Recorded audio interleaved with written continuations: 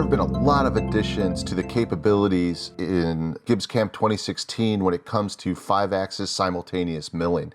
There's so much, I'm not going to be able to show you all of it today. I just wanted to show just a few things that a lot of people have been asking for that's got included in the next release.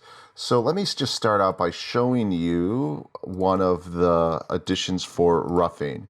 So if you use triangle mesh or wireframe, when you rough, now you have the option to mirror the tool path.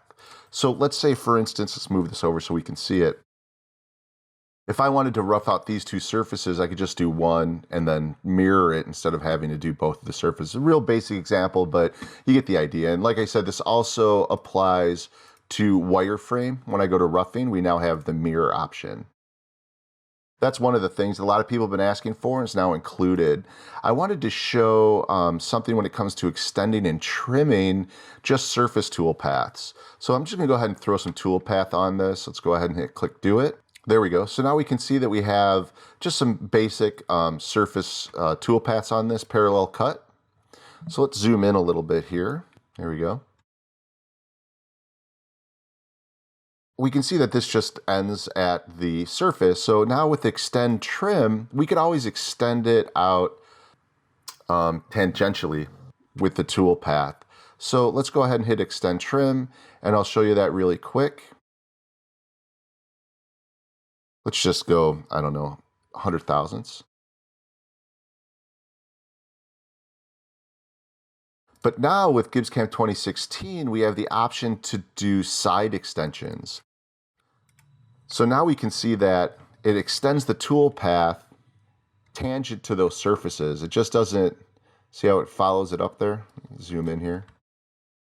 So that's a really nice new feature in GibbsCAM 2016.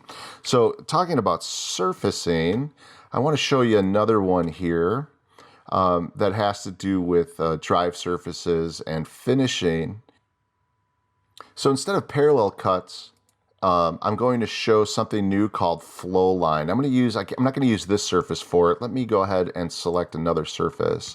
Say this one right here.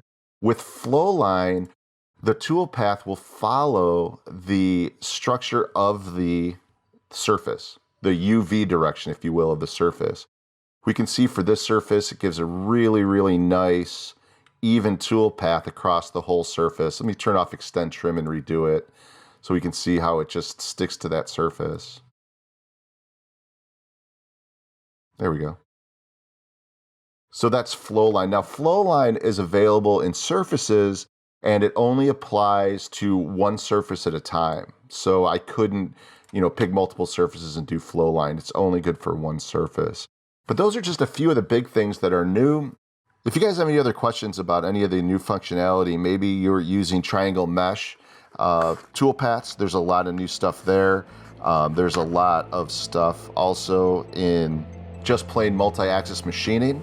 It's all listed in the what's new, but you can give your reseller a call or reach out to GibbsCAM technical support. Thank you.